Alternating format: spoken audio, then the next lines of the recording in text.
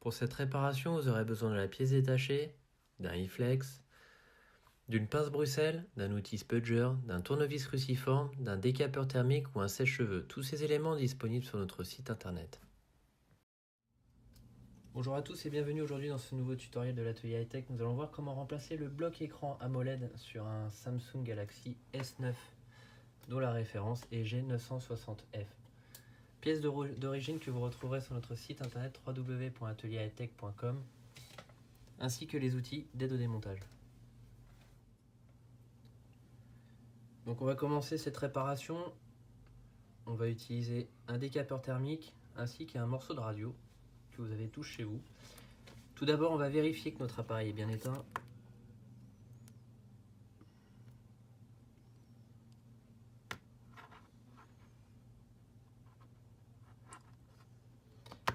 On va utiliser notre aiguille, on va retirer le rack de la carte SIM.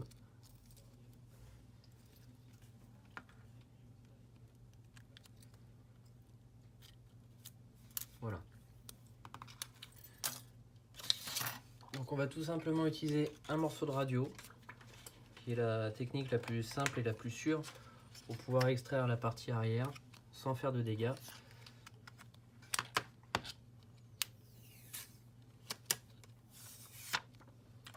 Le but étant de chauffer tout autour de notre appareil à une température d'environ 80-82 degrés grand maximum, de dissoudre la colle et ensuite d'y injecter notre morceau de radio pour découper tout autour.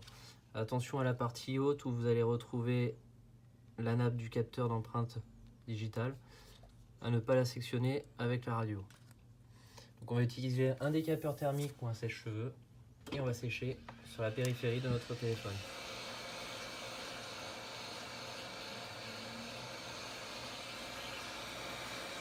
Donc tout autour. Donc on évite d'utiliser un e-sésamo ou un e-flex comme on peut voir dans d'autres tutos, qui pourrait justement abîmer la peinture qui se trouve à l'arrière de votre vitre. Voilà, on va tout simplement prendre le bout de radio et le placer dans l'angle et sectionner comme ceci délicatement et faire l'effet ouvre-boîte pour sectionner la colle qui se trouve en dessous. Voilà, si vous sentez que ça a un peu de mal, tout simplement on va réchauffer avec le décapeur.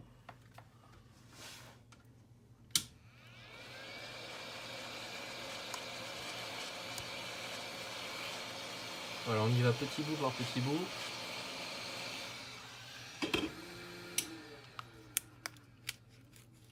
Voilà, vous allez voir déjà ça va être beaucoup plus simple. On sectionne, on va faire très attention aussi à la nappe NFC qui se trouve en dessous, de ne pas la sectionner. Voilà.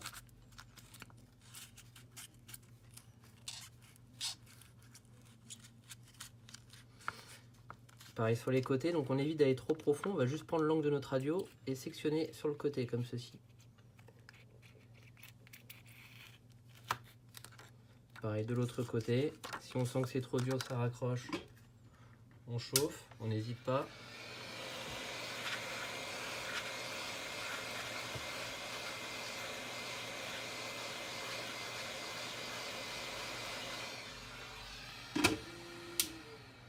Voilà, et on poursuit avec notre radio sur les côtés. Donc attention à cette partie-là, à pas trop enfoncer la radio pour éviter de sectionner la nappe. On l'enfonce d'à peu près 2-3 mm, pas plus. En partie haute, on peut y aller, il n'y a aucun souci. Voilà, et dès qu'on commence à voir que ça se décolle, on va ouvrir très légèrement notre appareil en portefeuille comme ceci. Voilà, et là on aperçoit la nappe qui se trouve au bout. On va prendre notre spudger, outil spudger, et déconnecter notre nappe.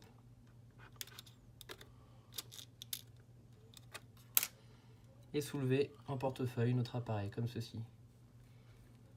Donc attention, c'est toujours pas complètement décollé, on tire pas dessus pour éviter de casser. On vient chauffer légèrement sur le côté.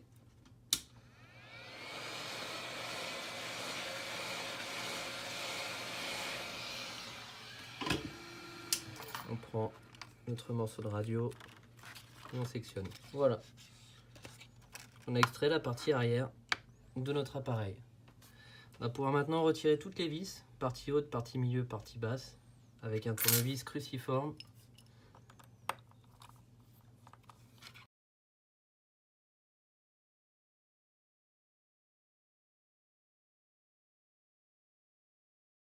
Alors on va utiliser la pince Bruxelles pour retirer les dernières vis.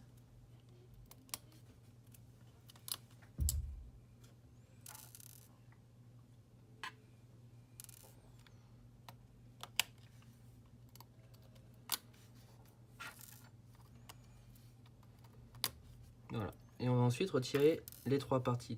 Partie haute avec le NFC, la partie centrale et la partie basse. On va mettre notre appareil sur le côté et on va passer notre pince Bruxelles dans les ergots sur le côté. Donc partie haute, on soulève tout doucement.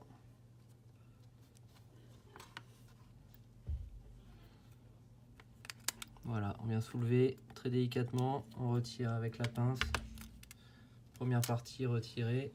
On poursuit avec la deuxième partie. On soulève, puis la troisième. Voilà. Et donc on a extrait la partie arrière de notre appareil. On va pouvoir maintenant accéder à notre pièce. Tout d'abord, on va déconnecter la batterie avec le spudger. Sur le côté, on vient soulever le connecteur, comme ceci.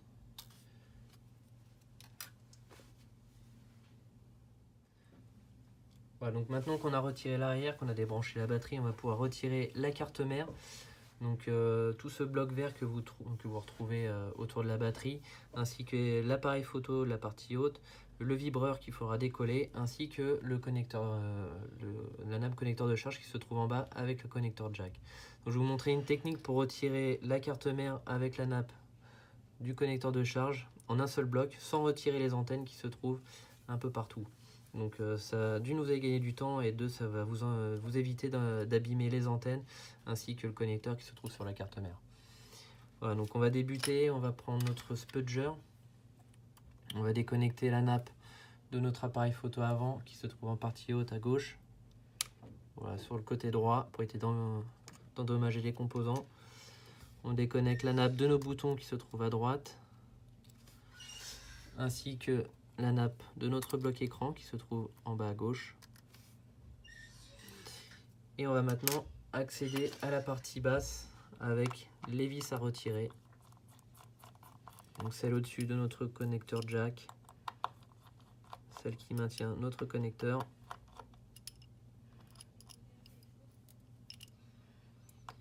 celles qui sont de chaque côté de notre connecteur USB-C,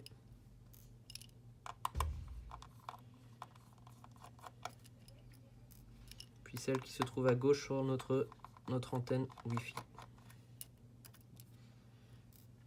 Voilà, donc ce sont toutes les mêmes vis, il faudra juste les remettre au bon endroit lors du remontage. On retourne en partie haute, on va retirer la vis qui maintient notre carte mère. Voilà, donc là on a retiré le tout. On va maintenant préparer notre nappe à sortir, donc on va soulever pour déclipser de notre châssis.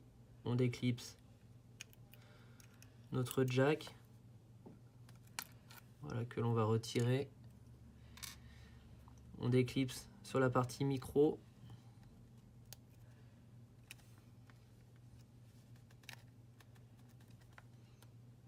Voilà, on sort le micro, la nappe du micro de notre châssis. Pareil pour l'antenne de Wi-Fi, on passe derrière comme ceci. On va soulever pareil les deux antennes. Voilà. Rien de plus. Et on va maintenant pouvoir soulever avec notre outil spudger notre carte mère comme ceci. Attention aux nappes de la batterie. Derrière, on accompagne notre chargeur dock avec notre spudger. Pareil en dessous. je fais levier en passant en dessous avec le spudger, sans forcer. Voilà. Et là, je peux tout extraire en un seul bloc. Donc ça nous évite de déconnecter la partie qui se trouve sur la carte mère, qui est assez embêtante à remettre. Et donc ça évite des manipulations en plus, ainsi que les deux antennes. Voilà, donc je mets ma carte mère sur un endroit propre et sec. Je vais maintenant accéder à ma batterie que je vais décoller. Pour cela, je vais utiliser un i-Sésamo, le dos du i-Sésamo, c'est-à-dire la partie plate, que je vais insérer entre le châssis et la batterie et faire levier comme ceci, tout doucement, pour la retirer.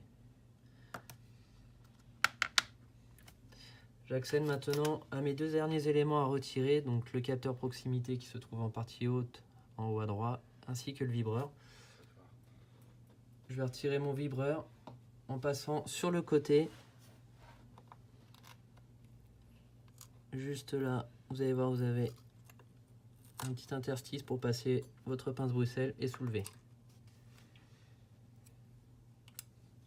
On va maintenant retirer la partie qui se trouve ici avec notre isolant cuivré qui retient notre capteur de proximité. On va chauffer très légèrement sur l'avant pour qu'il soit plus simple à retirer.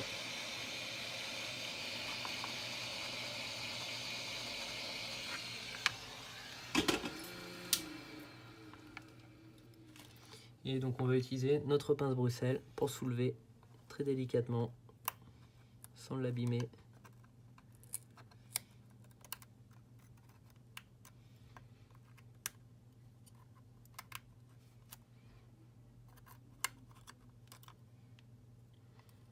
Voilà, on essaie de récupérer notre isolant avec, sans couper, comme ceci. Voilà, donc on a récupéré capteur de proximité ainsi que vibreur. On a récupéré toutes nos pièces. Donc l'écouteur sera déjà fourni avec votre nouvel écran.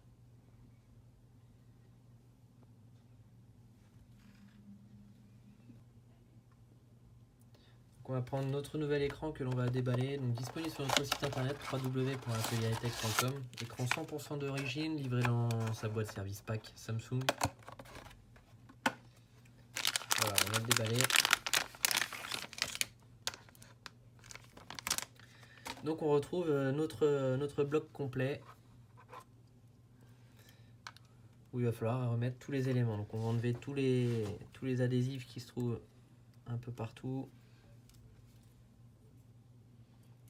sur la caméra, sur le capteur proximité.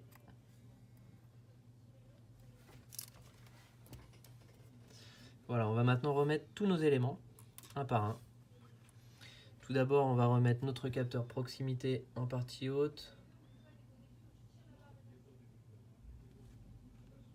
Tout d'abord, j'ajuste la partie haute en premier. Voilà, je positionne bien mon capteur et je viens coller mon isolant cuivré sur le châssis, comme ceci, comme tout à l'heure.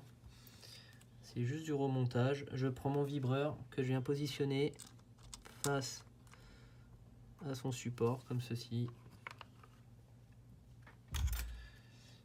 Je vais maintenant prendre ma carte mère. Et donc on va d'abord insérer partie basse en premier. Donc on évite de déconnecter notre connecteur de charge de la carte mère. Donc on va maintenir comme ceci dans les doigts.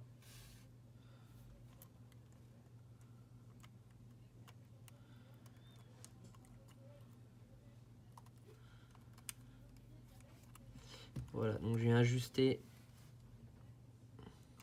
toutes les petites parties sous le châssis, juste avec le bout du doigt sans forcer, c'est très important. Et je vais poser délicatement ma carte mère petit à petit sur son châssis. Attention à la nappe en partie haute qui peut gêner le positionnement de notre carte mère. Voilà, je viens l'ajuster. Je connecte. Pareil sur la partie basse. Je fais très attention à bien replacer toutes les antennes. Donc l'antenne coaxiale bleue qui se trouve sur le côté, que je remets bien dans la petite rigole. Puis la blanche que je reviens positionner par-dessus. Voilà. Donc vos antennes doivent bien passer derrière le petit bout de la carte mère qui se trouve ici. Pareil sur mon antenne Wi-Fi que je positionne bien derrière mon châssis comme ceci. Je vérifie qu'il soit bien collé, qu'ici il passe bien derrière le châssis, que le micro passe bien derrière le châssis, ainsi que la partie droite de mon connecteur. Voilà, donc tout est bien replacé. On va maintenant remettre le connecteur jack avec la partie crochetée vers le bas. Je reste appuyé. Et je prends ma vis cruciforme que je vais tout de suite remettre sur mon connecteur de charge.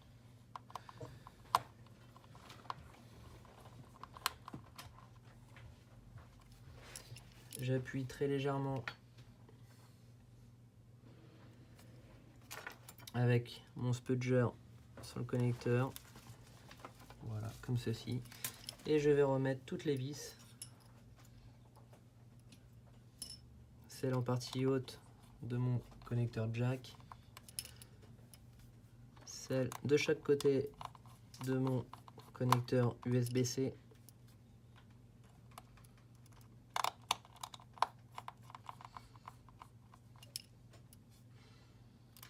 Et celle de gauche.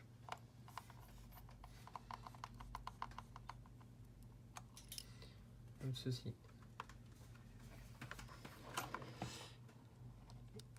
Je connecte mon écran sur la carte mère.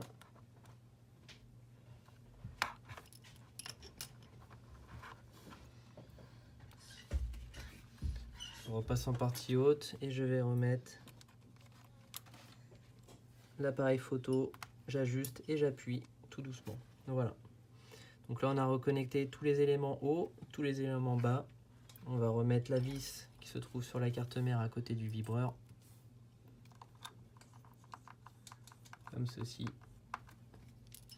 Et on va positionner la batterie. Tout d'abord, on vient connecter la batterie à la carte mère.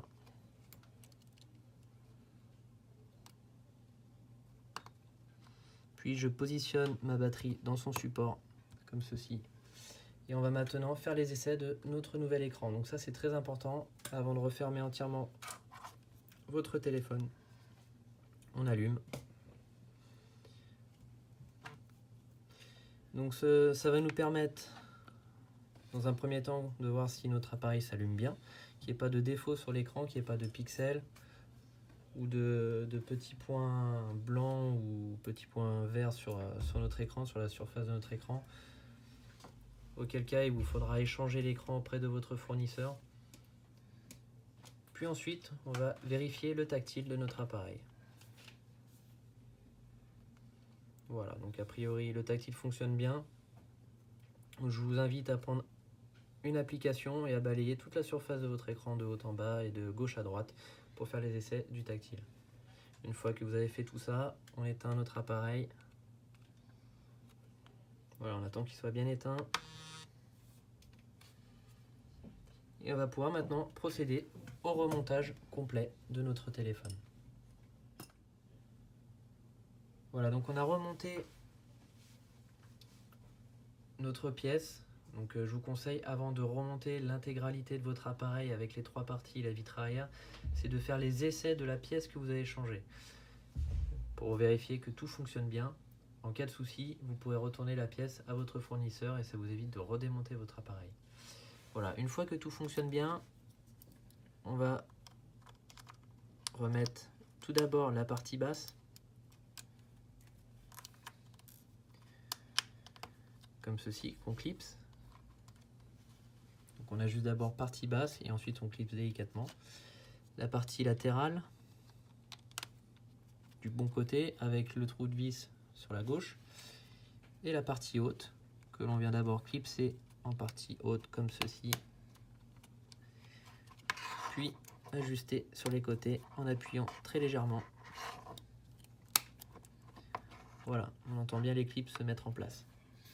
Une fois que c'est fait, on va pouvoir remettre toutes les vis cruciformes qui se trouvent partie basse, partie latérale, partie haute.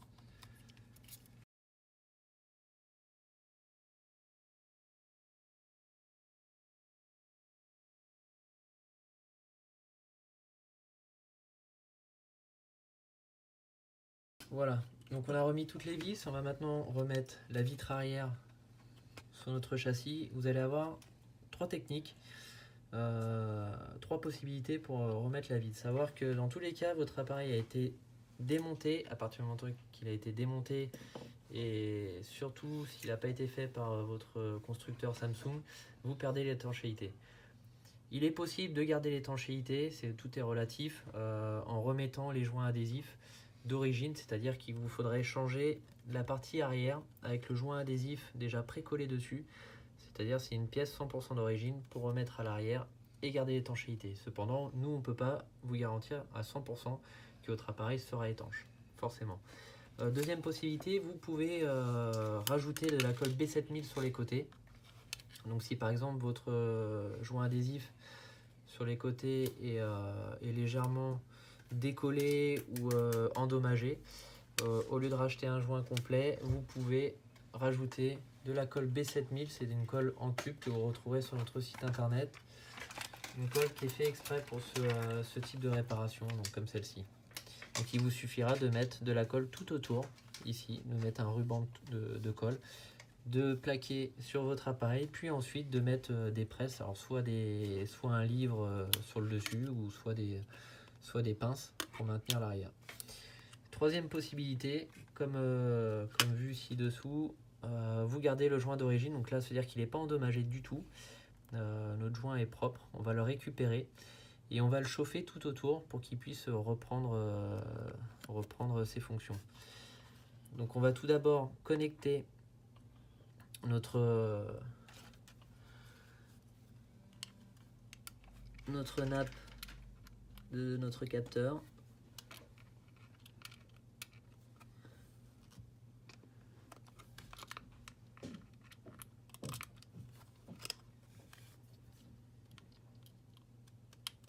Voilà.